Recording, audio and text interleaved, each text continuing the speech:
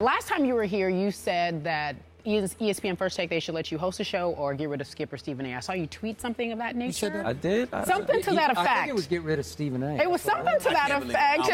I don't believe that, man. I was saying when y'all are away, you know, I know when you got to go away. Yes. I can feel it. Yes. You know? Hey, I believe you, bro. He's away when he's here. So. So you might as well come on and hang out. All right, listen, quickly, I know this is anniversary concert, but I'm looking at the list of people who are performing. I don't see LL Cool J. I don't see Public Enemy. Tell me about the anniversary concert and who will be there. Well, I think it's a mixture of some of the guys from the past and some of the guys that are there now. So it's like me, Rick Ross, 2 Chainz, and then it's, you know, some of the past Def Jam artists like Foxy Browns and, you know, Method Man and Redman. Nice. So it's a fusion of both, so I think all together it should be a dope show for him. It sounds amazing. Method Man, Redman, that's gonna And make 2 it dope. Chainz, Yeah. another friend of our show. All right, so let's switch. We're talking sports right now. We're talking about the Dallas Cowboys. From my understanding, you had an opportunity to see one Stephen A. Smith in that Romo jersey. Yeah. I was confused by it. I didn't know the story behind it, so I was like, I know Stephen A. didn't bandwagon just jump over. He did. Come on now, come on. You know how to do that. All right. I lost the bet, man. Oh, okay, okay. I thought there was no way. If there was ever a sure bet that I had in my life, in my mind, I thought it would be Dallas getting stomped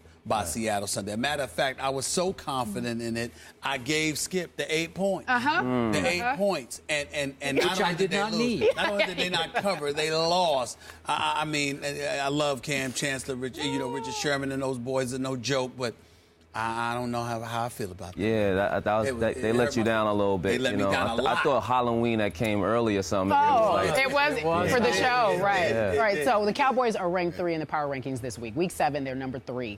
Our question for you is, as you know much about the NFL, do you really think the Cowboys are legit from what you've been able to see so far this season? I feel like they finally gelling a little bit, and you know, it took them a couple years, but you know, I think they're 17. Yeah. How many?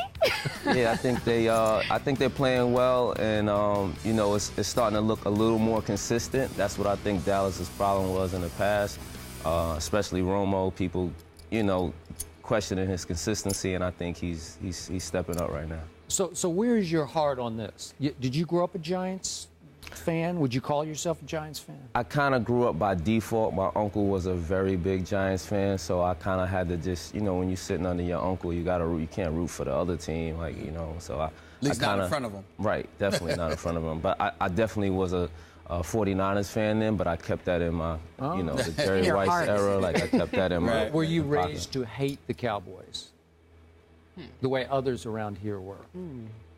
Nah, I don't think I was raised to hate them, but they were in this same division and the same.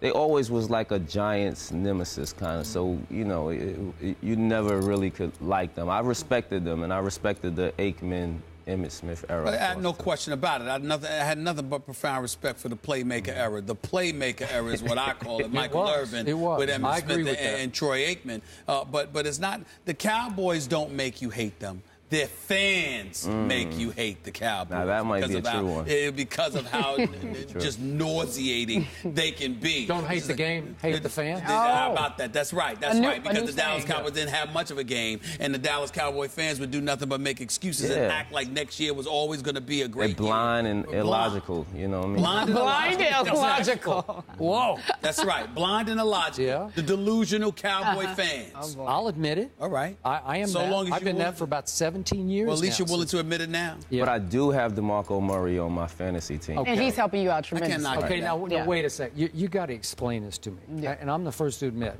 I'm not a fantasy fan. No. You play, I play. Don't. No. I don't. I know Okay, it. I don't get how you can give in to this and pick a running back on a team you don't love, which is going to force you, if in fact, okay, now Giants are going to play the Cowboys this coming Sunday at Jerry World. Right. So what do you do? How do you sit there in good conscience and say, go DeMarco, when you know he's going against your team? It's a weird love, Steve. It's a weird love, but you gotta like. It's benefiting you. Yeah, because you're a competitor at the end of the day. Right. You just want to win. Are you a fan or a competitor? A little bit of both. I don't get it. Nothing It's wrong a little bit of both. Yeah, there's a lot wrong. Everybody doesn't have to be you. Huh? No. Yeah, you'll take it too deep and you won't be able to play like that. I would. Too seriously, yeah. So, do you think I've gone too far with my Cowboy love? Or am I just being loyal? I think you're being loyal, and I think you're in the same boat that Steven was talking about with the Cowboys fans, that, you know, they have tunnel vision when it comes to Cowboys, and that's how I see it. Okay, now I have criticized Tony Romo much on this show, and I did conclude 2 years ago that I don't believe Tony Romo is capable of winning a Super Bowl.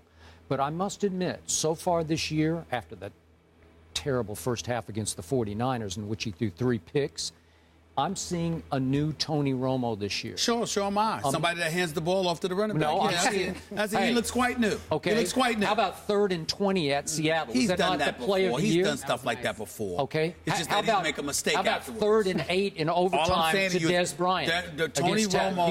Tony Romo has performed well and has put out a lot of great plays over the years. It's just that he also would mess up. And I want to see him in the big game, too. How about because in the previous years, he has, when they counted, I don't know if you could count on Romo. So. Well, I agree. So are you not counting on Romo this year? Oh, yeah, you know, so here's the problem.